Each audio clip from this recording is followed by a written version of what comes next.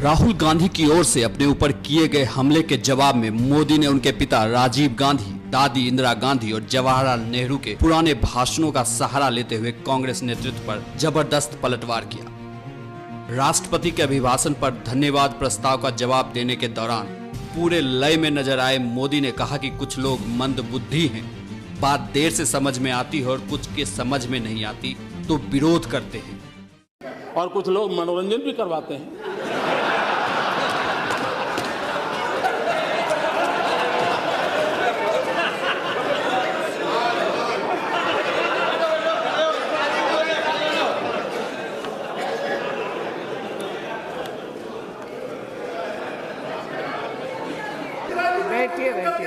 कि हम कोई भी नई योजना लाए, नई तरीके से लाए, तो कुछ लोगों को उम्र तो बढ़ती है लेकिन समझ नहीं बढ़ती है, तो समझने में बड़ी देर लग जाती है। कुछ लोगों का ऐसा रहता है और इसलिए चीजें समझने में बड़ा समय जाता है। कुछ लोग तो समय बीतने के बाद भी चीजें समझ नहीं पाते और इसलिए अच्छा लगता है विरोध करें, तो वो विरोध करना अपना तरीका ढूंढते रहते हैं। और इसलिए मैं एक पीड़ा कहना चाहता हूं। राहुल गांधी का नाम लिए बिना मोदी ने राहुल गांधी के अध्यादेश फाड़ने की घटना का जिक्र भी किया और जो कहा आप खुद सुन लीजिए। हमारे देश के सम्मानीय प्रधानमंत्री डॉक्टर मनमोहन सिंह जी अमेरिका में थे। अमेरिका के राष्ट्रपति के साथ उनका बायलैटरल टॉक होना था। देश के सम्मानीय नेता थे। हिंदुस्तान की कैबिनेट जिसमें फारूक अब्दुल्ला साहब बैठते थे, एंटनी साहब बैठते थे, शरद पवार साहब बैठते थे, इस देश के गणमान्य वरिष्ठ अनुभवी नेता बैठते थे। उस कैबिनेट ने जो निर्णय किया, उस निर्णय को 27 सितंबर 2013 पत्रकार परिषद में फाड़ दिया गया था। ऑर्डिनेंस को फाड़ दिया गया था। अपनों से बड़ों का मान, सम्मान, आदर, मैं बहुत। राहुल के इस आरोप पर कि प्रधानमंत्री से सब मंत्री और बीजेपी सांसद डरते हैं और कुछ बोलते नहीं, मोदी ने तत्कालीन सोवियत संघ तानाशाह नेता स्टालिन से जुड़े एक प्रसंग को सुनाते हुए कांग्रेस नेतृत्व पर निशाना साधा। अब क्या हुआ? वायदों का जाल बिछाया मोदी जी ने, मैं ये करूंगा, वो करूंगा, वो करूंगा। हमारा देश लोकतंत्र से विश्वास करने वाला देश रहा है, लोकतंत्र के लिए प्रतिबद्ध देश रहा है। लेकिन हम जानते हैं इस देश में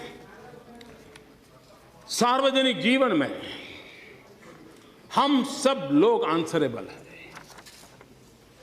कोई भी व्यक्ति हमें सवाल पूछ सकता है, पूछने का उसका हक है।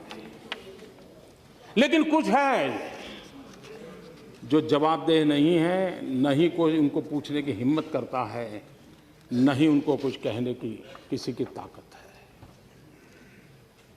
और जो करने जाते हैं उनका क्या हाल होता है वो मैंने देख चुका हूं। लेकिन मैं घटना का सिर्फ जिक्र करना चाहता हूं, अर्थ आप लोग लगाइए। रशिया के राष्ट्र प्रमुख श्रीमान खुर्शीव जब स्टालिन की मृत्यु हो गई, वो उनके साथी थे, तो स्टालिन की मृत्यु के बाद ये जहां जाते थे खुर्शीव स्टालिन की बड़ी आलोचना करते थे, बहुत ही कठोर शब्दों में निंदा करते थे, कुछ भी कहते थे और ये हर जगह पे वो करते थे। तो एक बार एक सभागृह में खुर्शीव अपनी बात बता रहे थे और स्टालिन को उन्होंने जम करके अपना ही पूर्व के नेता को उनकी मृत्यु के बाद बहुत कोसा। एक नौजवान खड़ा हो गया पीछे से, उसने कहा, मिस्टर खुर्शीव, मैं आपसे सवाल पूछना चाहता हूं। बोले, आप स्टालिन को इतनी गालियां दे रहे हो, इतना बदनाम कर रहे हो उसके विरुद्ध, जब वो जिंदा थे आप उनके साथ काम करते थे, तब आपने क्या किया? ये जो हालत पैदा हुई आपने क्या किया? सारे सभागृह में सन्नाटा छा गया। जब सभागृह में सन्नाटा छा गया और कुछ पल के बाद कृष्ण ने कहा, जिसने सवाल खड़ा किया है वो जरा खड़े हो जाओ। वो खड़े हो गए। उन्होंने कहा, तुम्हें जवाब मिल गया? तुम जो आज कर पा रहे हो, स्टालिन के जमाने में मैं चाहता था लेकिन नहीं कर पाता था। और इसलिए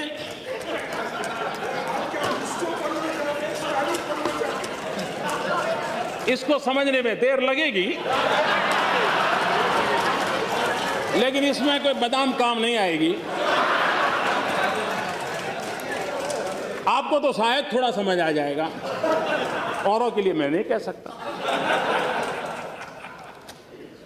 हमारे यहां कभी कभी मेक इन इंडिया पर राहुल के उठाए सवाल पर भी मोदी ने जमकर वार किया और जवाब दिया।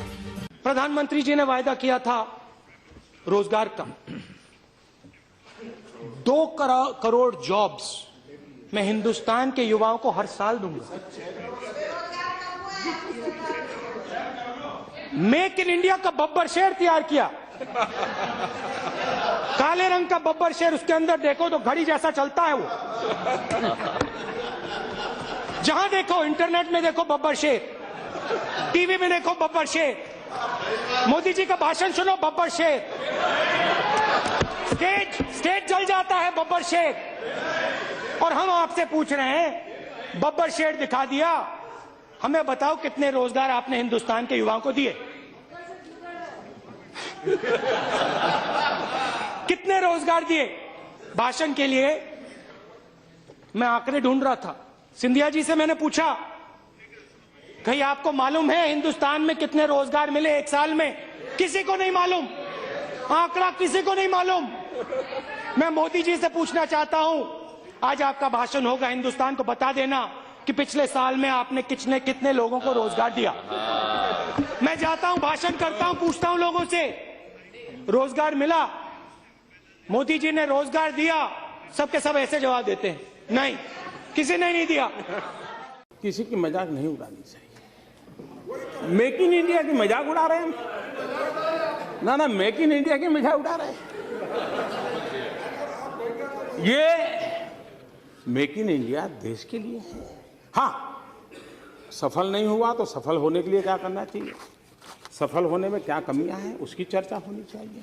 लेकिन मैं एक बात कहना चाहता हूं, और मुझे लगता है जाने ऐसा क्यों है कि हम लोग अपने देश की इमेज ऐसे बनाते हैं जैसे हम भीख का कटोरा लेकर के निकले हो,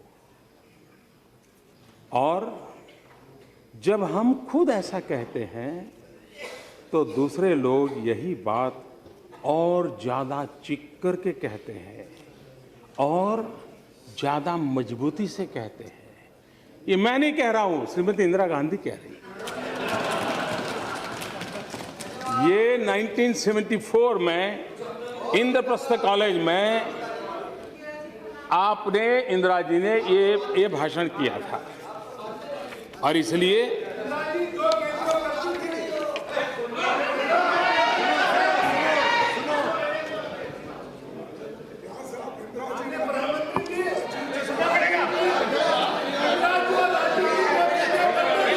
ये भी बात है कि हम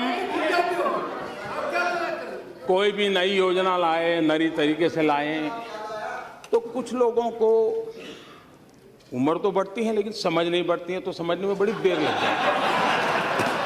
कुछ लोगों का ऐसा रहता है, और इसलिए चीजें समझने में बड़ा समय जाता है। कुछ लोग तो समय बीतने के बाद भी चीजें समझ नहीं पाते, और इसलिए अच्छा लगता है विरोध करें, तो वो विरोध करना अपना तरीका ढूंढते रहते हैं। और इसलिए मैं एक पीड़ा कहना चाहता हूं। सिर्फ मेक इन इंडिया नहीं, मोदी का राहुल पर वार लगातार जारी था। हर सवाल का मोदी चुन चुन कर जवाब दे रहे थे जो राहुल ने सदन में उठाए थे। नरेगा जैसी बेकार योजना मैंने कभी नहीं देखी। नरेगा, मनरेगा,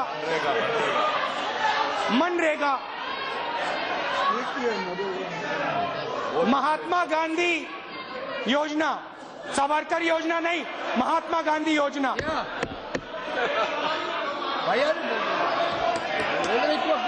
उनकी आप बनाइए आप योजना।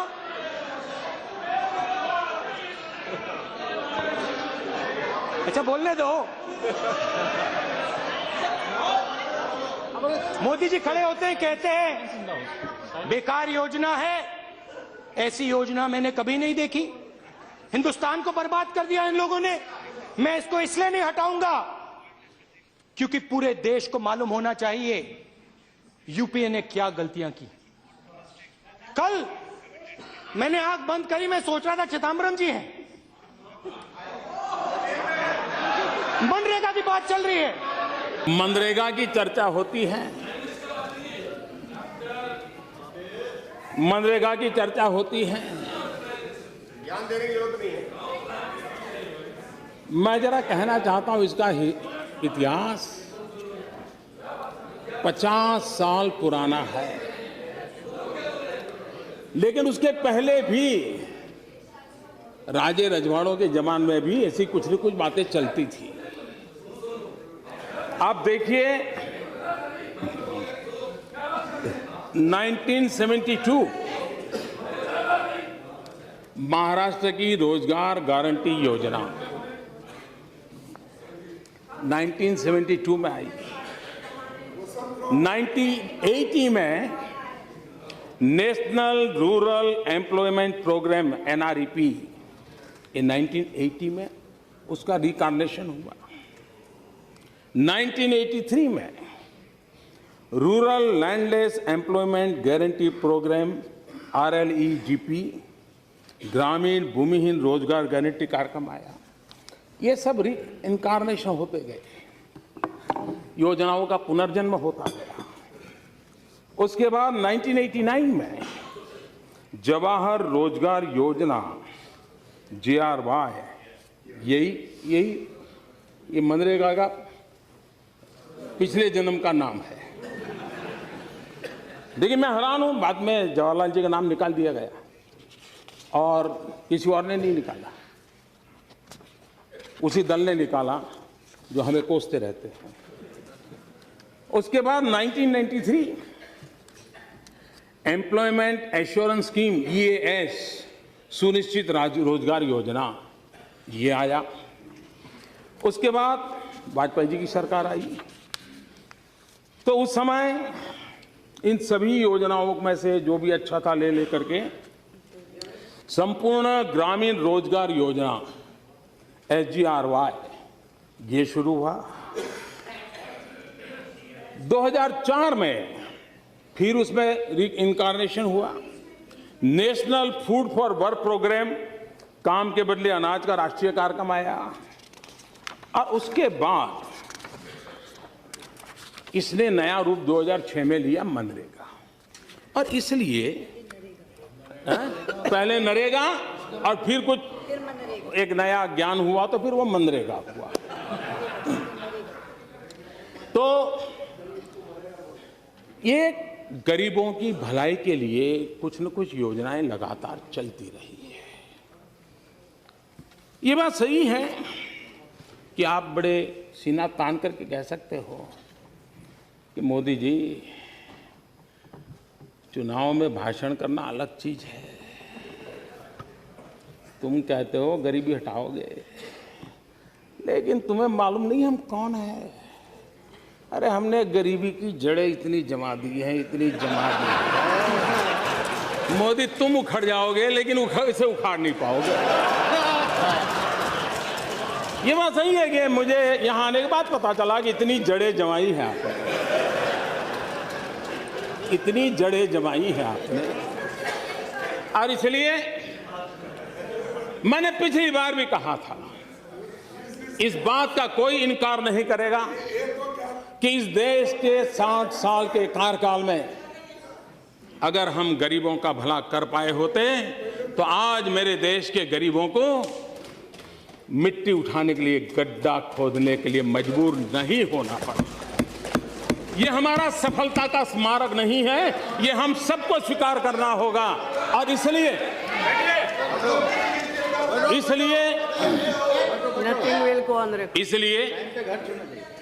ये हमारा दायित्व भी बनता है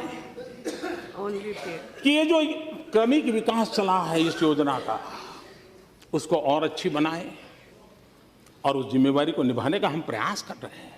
लेकिन ये बात स्वीकार करनी होगी कि हम उस हालत पर देश को लाए हैं, इवन स्किल लेबर को भी अनस्किल होने में मजा आने लगा है। और इसलिए मैं जब कहता हूं कि हमारी विफलताओं का स्मारक है, इसका मतलब यही है कि गरीबी न होती तो इस नरेगा या मनरेगा की जरूरत नहीं होती। लेकिन ये सच्चाई है और मैंने आकर के देखा कि ऐसी गरीबी की जड़ों को जमा दिया गया है कि उसको उखाड़ फेंकने के लिए मुझे भारी मेहनत करनी पड़ रही है। और उसके लिए